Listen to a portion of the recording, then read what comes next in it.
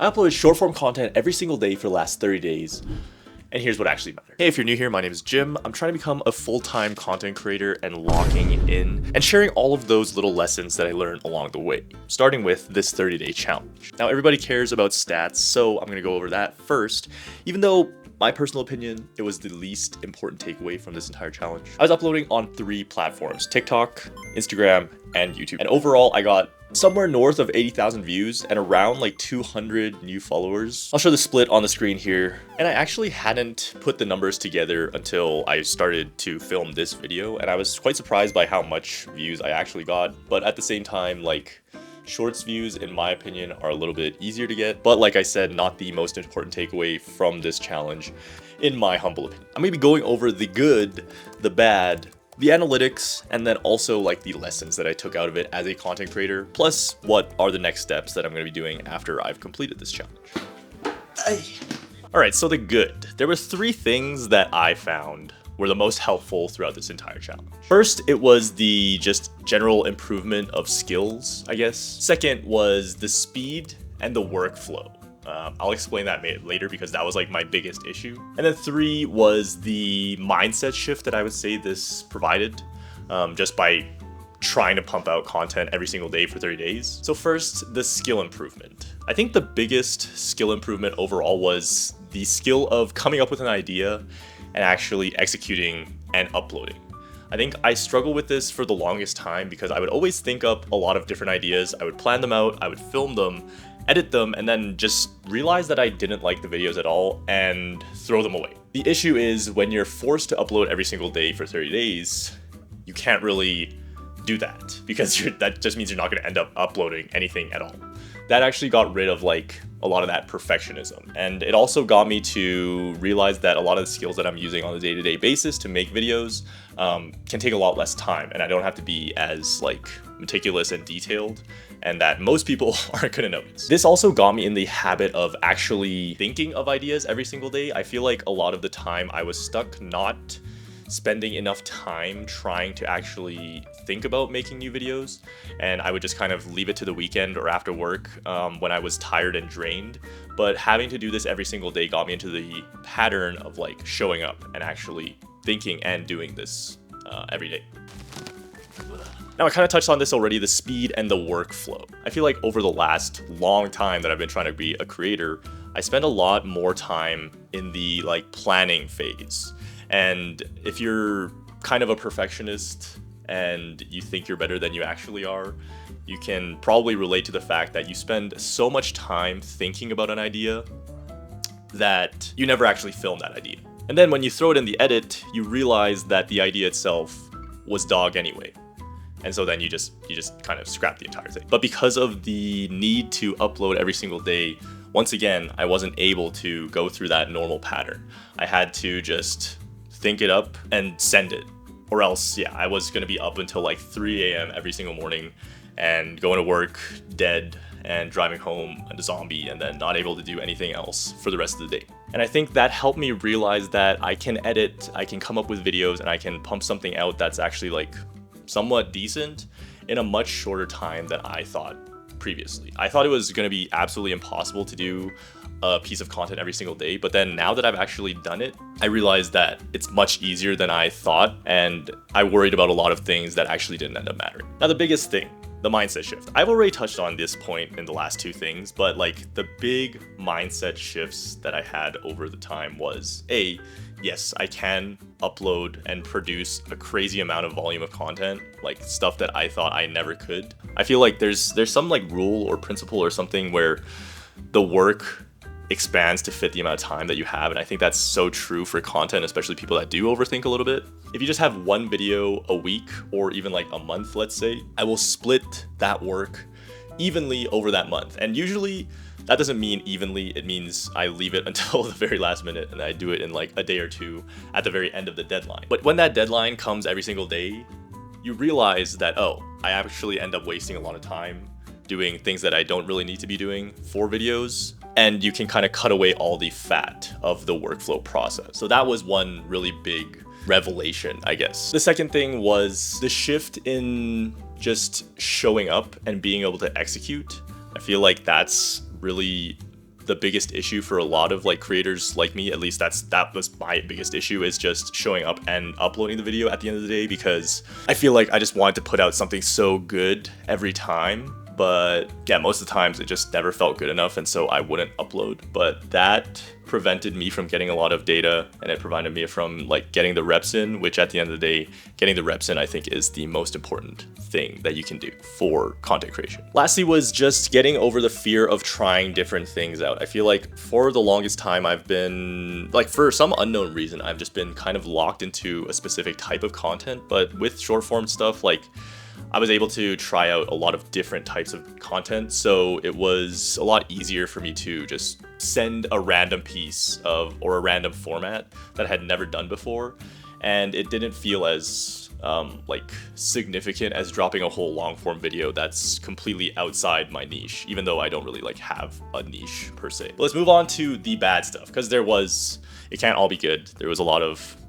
ups and downs throughout the entire challenge. The bad stuff. I was pretty busy, I would say. I was working every day, like throughout the weekdays, and then probably playing volleyball a little too much for both my mental and physical state.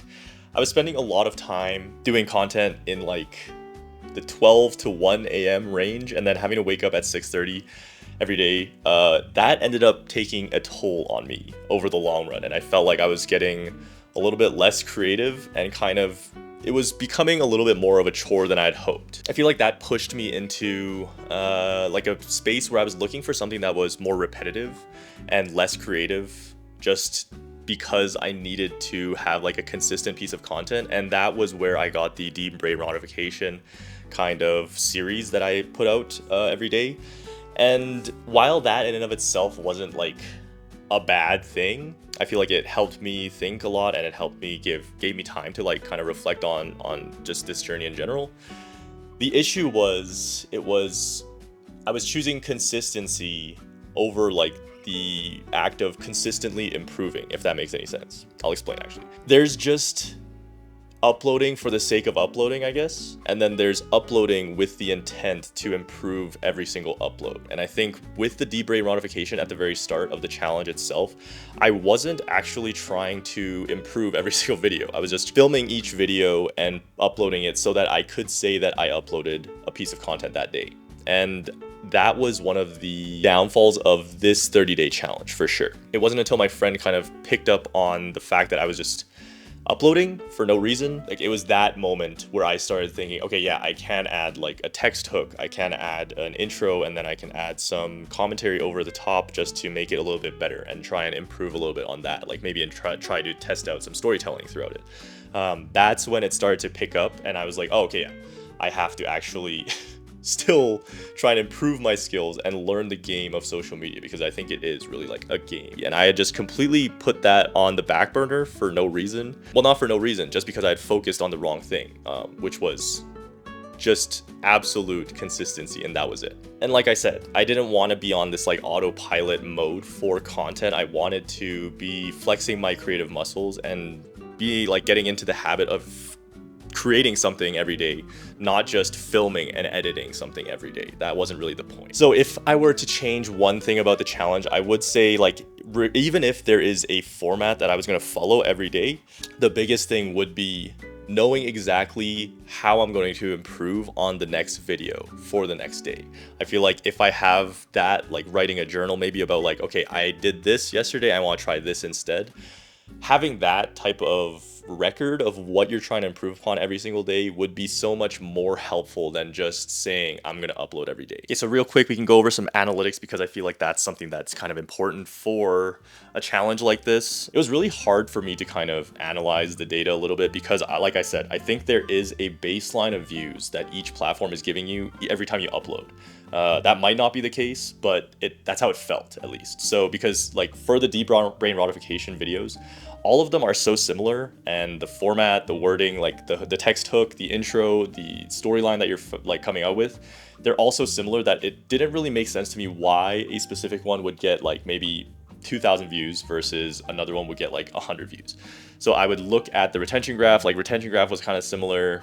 Overall, there wasn't like a big drop off. So that was a little bit why I was confused, but there was definitely some direction that I was changing at the very end. Like right now I'm moving to more content creation and like that general niche, I guess. And there was more interactions in terms of shares, likes, not too many comments, but yeah, so like I'm taking that as a good sign and like a sign that I should be continuing to go into that direction. But other than that, the best performing stuff was stuff that I was posting initially, and that was actually couples content. But the thing with couples content was I didn't really want to go down that whole rabbit hole because yeah, I just didn't want to go down that niche. I felt like it was kind of like the couples pranky type of niche, and that isn't really necessarily the type of content that I wanted to go for.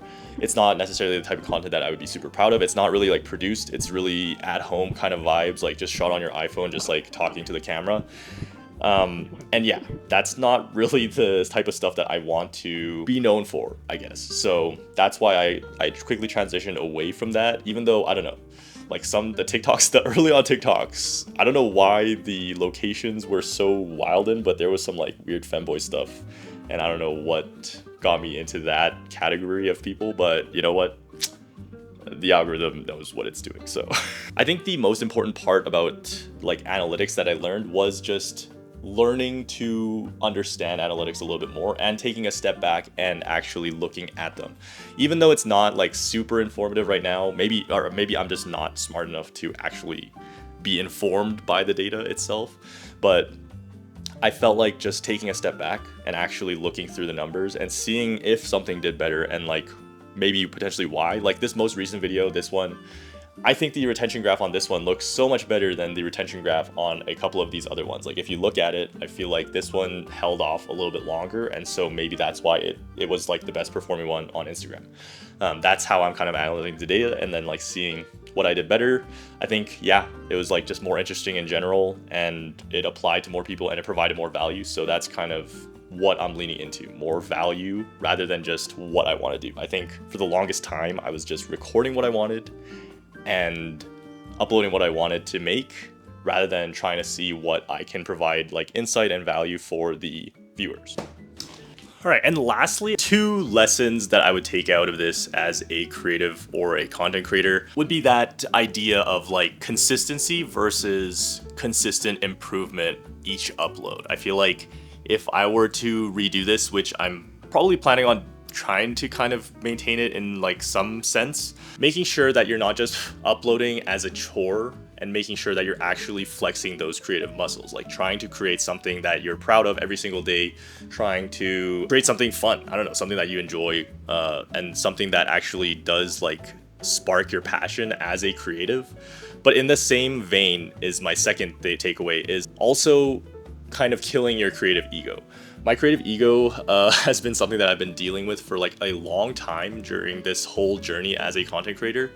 And if I were like, what I mean by creative ego is like the fact that I wanted to create something completely unique, something that I thought of out of my own brain every single time.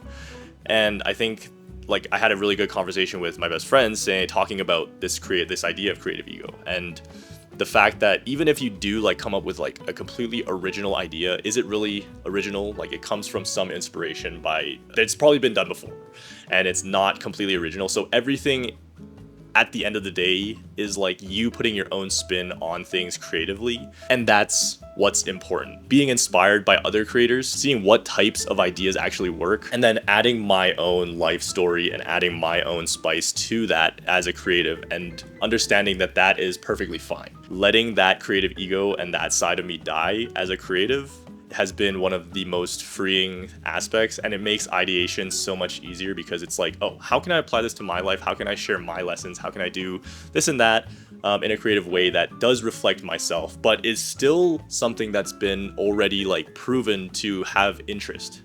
So yeah, I think that is about everything I have for this 30-day challenge. Like what's next for me is definitely continuing to create more long form as well. I don't want to forget about long form. At the end of the day, I've always wanted to be a YouTuber first. So like that's kind of a priority for me, but that doesn't mean I'm not gonna keep creating, because I realized that short form is really good for testing things out and just flexing those creative muscles in a different way. I feel like the game for short form and long form are very different, but at the same time, they're very similar. Like the hook, the scripting, all of those things, it's just, you get so much more data from the short form because you pump them out so much more. Like I can definitely pump out 7 shorts every week, but can I pump out 7 long form videos?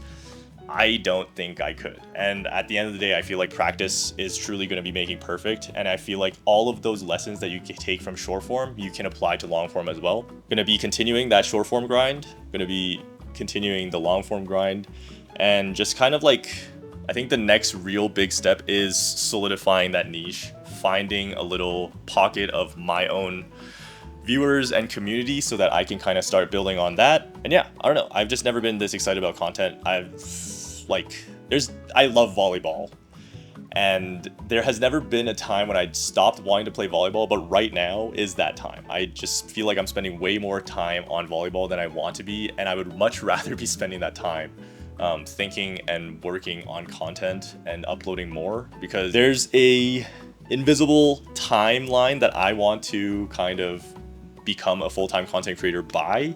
And even though that might like seem a little bit like people recommend to not do that to yourself, I feel like it's coming from a healthy place and it's coming from an excited place of passion. So yeah, I'm wanting to grind this out as much as I can. I've been trying to do this for a long time. Just hit my first 1,000. There was a lot of lessons that I learned, and I feel like I could have hit the 1,000 way earlier. But if you're early on in your journey and you're wanting to learn like little tricks and tips about content creation, even though the results of my journey haven't been that great, you can definitely hit subscribe just so that you can follow me. If you want to like learn more about lighting or like camera stuff, gear, all that type of stuff, I'm going to be uploading much more about that. And also, I do work full-time as a content creator for a brand, despite the lacking results on my personal brand. So if there's like little things that you're curious about there, definitely going to be uploading more about that as well. So feel free to join my journey. Like the video if this helped you out at all. And also, like, I would definitely give this a try, especially to the people that are perfectionists when they're creating. More than anything, you'll benefit so much, and that's the biggest benefit that I've found from this challenge. I'm rambling at this point, so yeah, like the video, it helps out a lot, and I'll see you guys next time. Bye!